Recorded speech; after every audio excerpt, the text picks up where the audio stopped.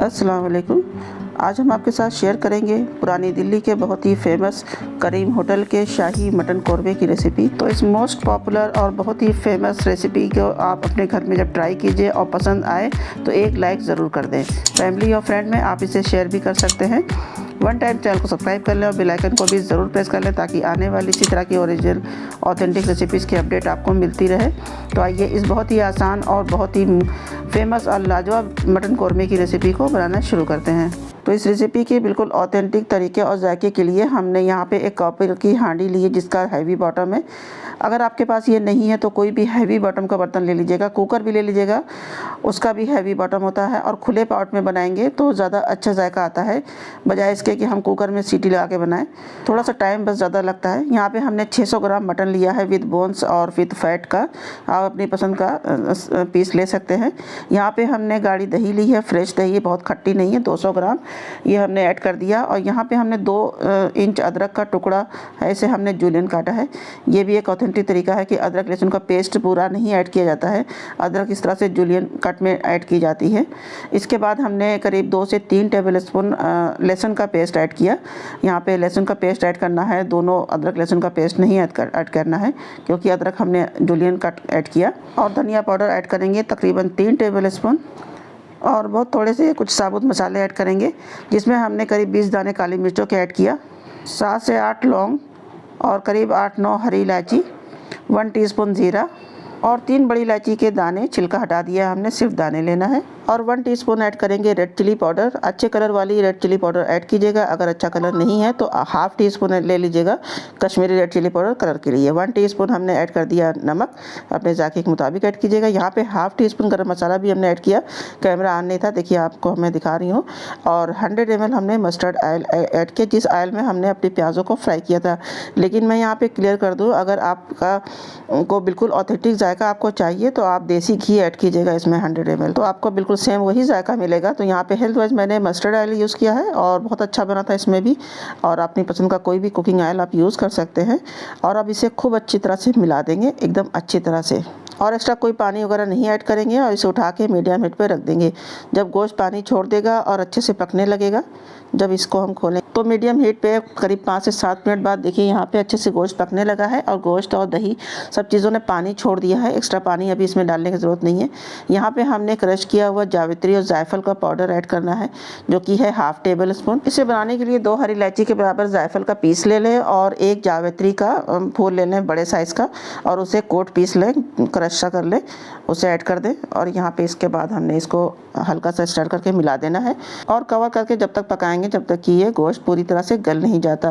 बीच बीच में इसे 10 से 15 मिनट बाद बीच बीच में चेक भी करेंगे। इसका पानी पूरे तरह से खुश्क नहीं होना चाहिए और नीचे से लगना भी नहीं चाहिए। थोड़ा थोड़ा इसे बीच बीच में चम्मच से चलाते जाएंगे। तो यहाँ पे देखिए 45 मिनट तकरीबन हो चुके हैं और एक बार फिर से हम इसे खोल के देख रहे हैं। 2 से 3 बार इससे पहले हमने इसे चेक कर लिया था, पानी था, अब पानी खुश्क होने लगा है। अब इसकी हम भुनाई कर लेंगे। गोश्त यहाँ पे एक बार चेक करेंगे, यहाँ पे गोश्त थोड़ा टाइट होना चाहिए। अभी ये थोड़ा सा ग्रेवी वगैरह ऐड करने के बाद थोड़ा और पकेगा। देखिए गोश्त थोड़ा टाइट सा है तो इसे हम अच्छी तरह से भून लेंगे, एकदम पूरा पानी अच्छी तरह से खुश्क हो जाने तक। और अब आप देख सकते हैं कितना बेहतरीन इसकी भुनाई हो गई है, एकदम मसाला दानेदार सा हो गया, ऑयल बिल्कुल सेपरेट हो गया है। तो इस तरह से अच्छी से इसकी भुनाई होना बहुत ज़रूरी है। अब इसमें हम ऐड कर देंगे 4 टेबल स्पून तकरीबन क्रश की हुई फ्राई अनियन, जिसे हल्का सा गोल्डन कलर में फ्राई करना है। बिल्कुल कलर डार्क नहीं होना चाहिए, बहुत ही नाइस गोल्डन कलर की प्याज को फ्राई करना है। उसके बाद उसे हाथों से या मिक्सर जार में बगैर पानी के उसे क्रश करना है।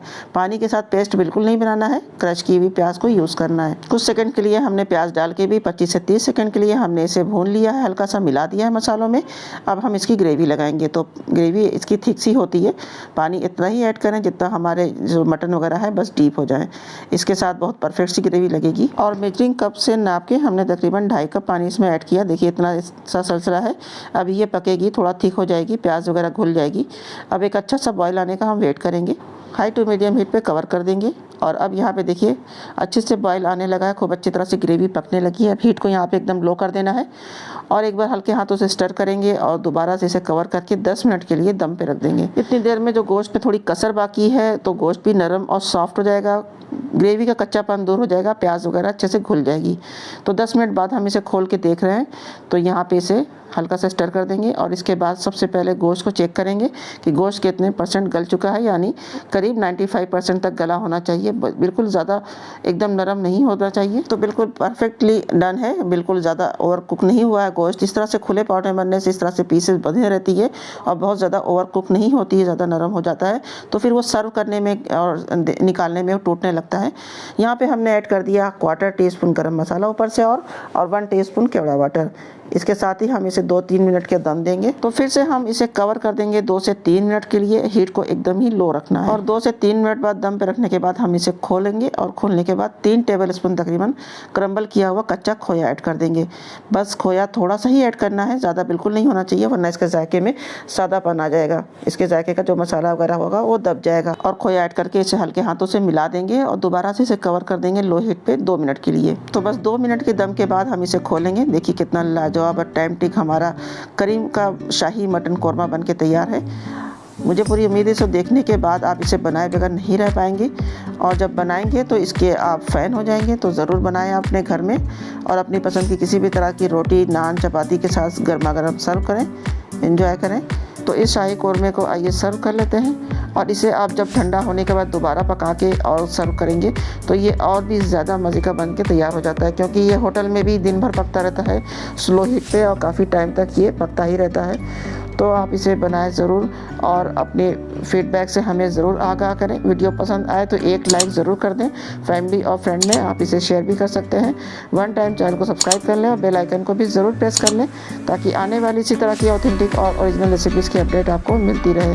तो अपना ख्याल रखें, दुआओं में याद रखें। मिलते हैं नेक्स्ट वीडियो में, तब तक के लिए अल्लाह हाफिज़।